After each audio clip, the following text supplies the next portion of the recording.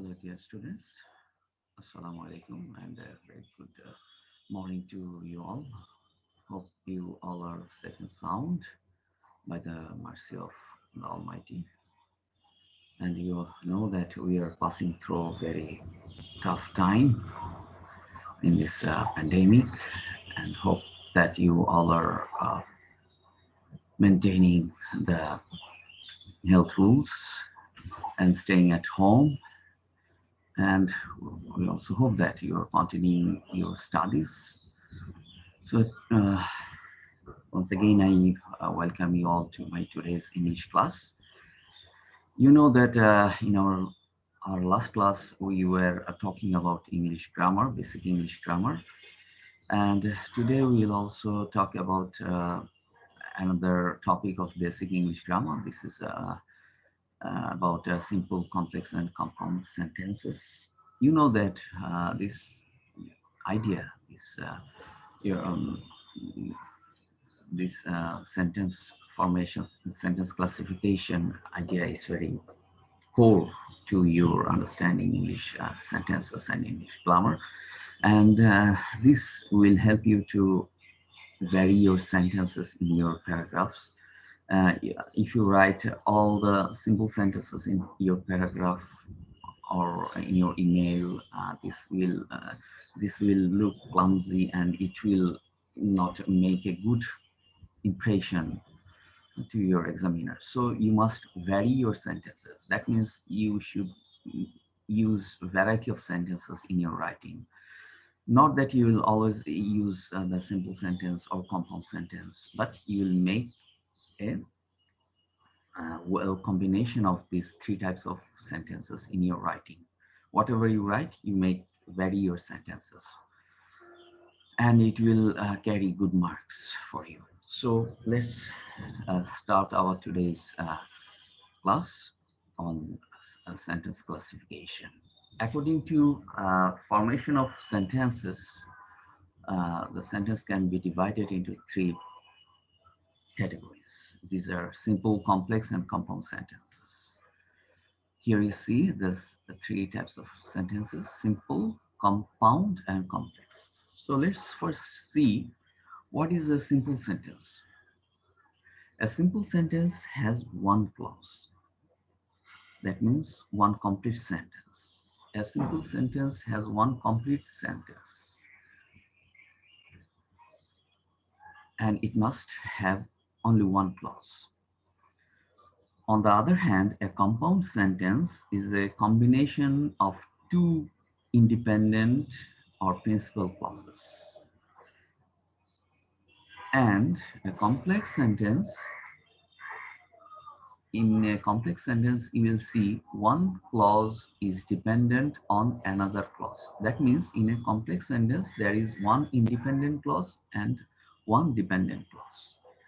And in both compound and complex sentences, there you will see some connectors, which you will see in, afterwards.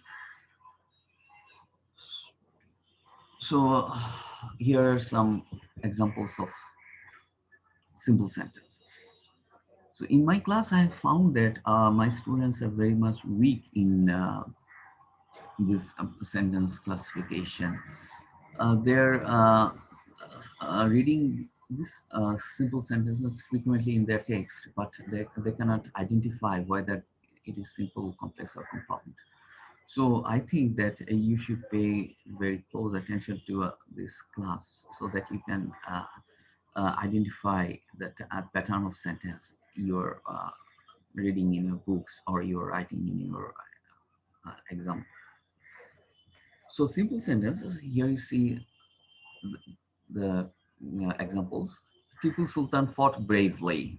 How he fought bravely. Just one clause here, no other, one clause and one idea here you find. Tipu Sultan fought bravely. Second sentence, he is my friend. Third one, Mahmoud studies at Dhaka College. You and I are close friends. So here you see just one phrase, just one clause in each of the sentences. So these are the examples of simple sentences. One complete sentences. That's all. So that this makes the simple sentences. No complexity here you find, and no no burden of ideas. Just one simple clause. Next, we move on to compound sentences. Compound, that means not one single idea or single uh, clause. Here you'll see two independent clause and one connector, like but, yet, or, hence. These are the connectors. The first, look at the first example. I forbade him, but he didn't give attention to my suggestion. Here you see two uh, independent clauses. The first one is I forbade him. This is one complete sentence. And another complete sentence or clause is he did not give attention to my suggestions. And these two clauses are added by a connector, that is but. Next one, Mahbub is ill, yet he comes to office regularly. Mahbub, an office goer, he uh, is ill, yet it is found that he comes to office regularly. So here, two complete ideas or two complete sentences is connected with the connector, that is ill. So this is also a compound sentence. The third one you see, he studied attentively, therefore he passed the examination. Again, two complete clauses here you find, and these are added with the connector, therefore. He studied attentively, one clause. The other clause is he passed the examination, and it is added successfully with the connector, therefore. The fourth one is give me 5 taka, give me 5 taka, and I will bring a chocolate for you. Again, very simple, and it is very lucid to you that give me 5 taka, how this, and there is a connector and which adds the later part or the later complete sentence or clause, I will bring a chocolate for you. So all these four are examples of compound sentence. So study these four examples again and again, and uh, you will understand the sentence better. Never memorize any definition. You'll first look at the examples. Several times I say this to my students, not to memorize any traditional definitions. Rather, you should pay more attention to the examples. Here are the connectors which are usually used in compound sentences. But, therefore, or, yet, hence, and. Just take a look at these connectors. It will help you to identify compound sentence. Now, complex sentence. Complex sentence. Complex means intricated, which are not very simple. Sometimes we say that he is a very complex man. That means that he is not very simple-minded man. So there is complicacy within him. So there is also complicacy within the complex sentence. I saw a red bird which was flying. So in a complex sentence, there is one independent clause and one dependent clause. In the first sentence, you see, I saw a red bird. This is independent clause. And there is one dependent clause, which was flying. Why this is dependent clause, which was flying? Because Without the independent clause, the dependent clause has no meaning, and this is not a this does not convey a complete sense. That's why there's the dependent clause is dependent on the independent clause, and both of them together make the complex sentence. I saw a bird which was flying. Now consider the second example. As he studied hard, he passed the examination. As here the first one is dependent on the second part. The first one is dependent clause and the second part is independent clause. As he studied hard, he passed the examination. If you move away the first part, that means as he studied hard, if you move it away, the uh, later part can remain without the first one, and it can express its meaning. That's why the later part is called independent clause. Likewise, the third example, if you consider, if you go there, you will be in trouble. Same as the second example. One dependent clause and one independent clause, and both of them together make the uh, complex sentence. The fourth example, they brought gifts which were precious. Now, here you can easily identify which one is dependent clause and which one is independent clause.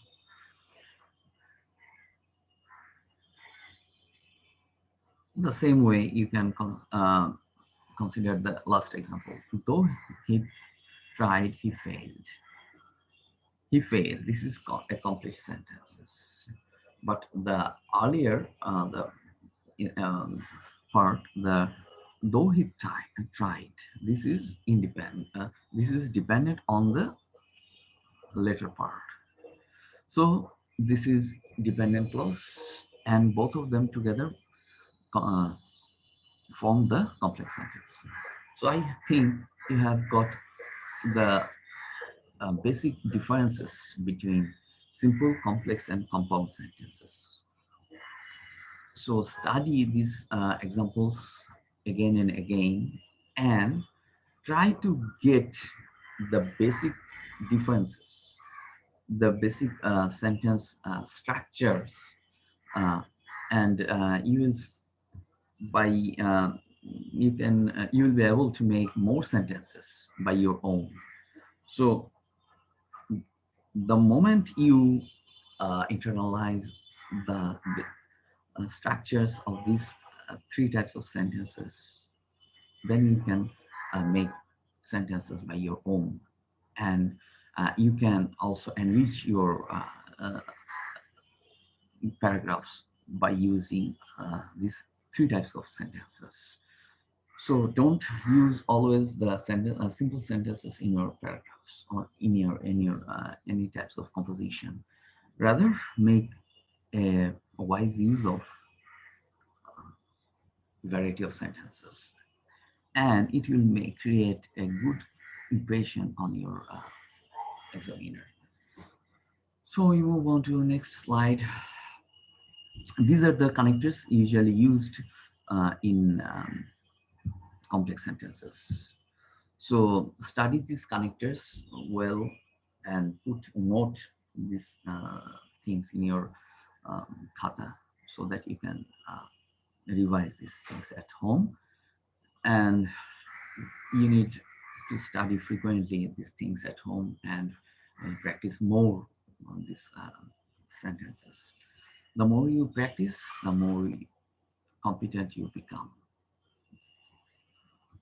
Now, these are some examples for your practice at home. So identify, read these sentences first very closely and identify uh, what type of sentences these are, to which category they fall into. So study this and also take help from online resources. You can get more examples online and in your textbook. So these are the, I have, as I have said earlier, that you should have a very good idea. Your uh, conception must be clear, and you should have a very good conception over these three types of sentences. So these are the basic things, and once you have mastered this pattern, we'll move on to um, transformation of sentences. How we can form a simple sentence to compound or complex, or complex sentence to simple sentence. So these are very important for your exam and for your, in particular for your writing part. So till then, in our next class we also discuss about voice change and narration and prepositions. And after completing these three grammatical items, we will move to our textual discussion. We will start our NCTB textbook, English for Today. So if you have any problems or any queries or any suggestion on today's class, you can make comment to comment box, or you can email me. I'll provide my email address in the comments description section. So till then, stay fine and stay alert and follow the hygiene rules, and stay at home, and stay with your books, and study attentively at home. So thank you all for watching my class today. Thank you all.